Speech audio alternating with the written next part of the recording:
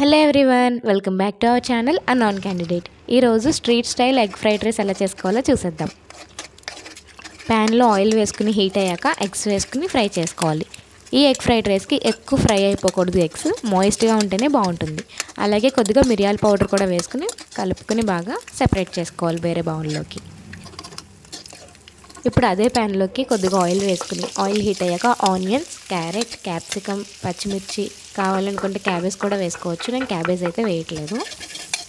Fried రైస్లోకి wedges ఎక్కువ cook అవసరం లేదు, సో లైట్గా కుక్ చేసుకుంటే సరిపోతుంది. దీంట్లోకి 1 టేబుల్ స్పూన్ వరకు అల్లం వెల్లుల్లి పేస్ట్ వేసుకుని ఫ్రై చేసుకోవాలి. నా దగ్గర ఫ్రోజన్ బఠానీ ఉన్నాయి, సో నేను అవి కూడా కొద్దిగా వేసుకున్నాను. ఫ్రైడ్ రైస్ హై ఫ్లేమ్ మీద చేస్తేనే టేస్ట్ బాగుంటుంది కాబట్టి అవసరమైనవన్నీ పక్కన పెట్టుకుంటే వెంటనే వేసుకోవడానికి ఈజీగా ఉంటుంది. వెజ్జెస్ అన్నీ కుక్ అయిన తర్వాత సరిపడినంత రైస్ వేసుకుని దాంట్లోకి మిరియాల పౌడర్, కొంచెం కారం, అలాగే రుచికి సరిపడినంత సాల్ట్, 1 స్పూన్ వరకు వెనిగర్, అలాగే 1 స్పూన్ వరకు సోయా సాస్ వేసుకుని బాగా ఫ్రై చేసుకోవడమే. ఇవన్నీ వేసాక ఫ్రైడ్ రైస్ని హై ఫ్లేమ్ మీద మాత్రమే కలుపుకోవాలి.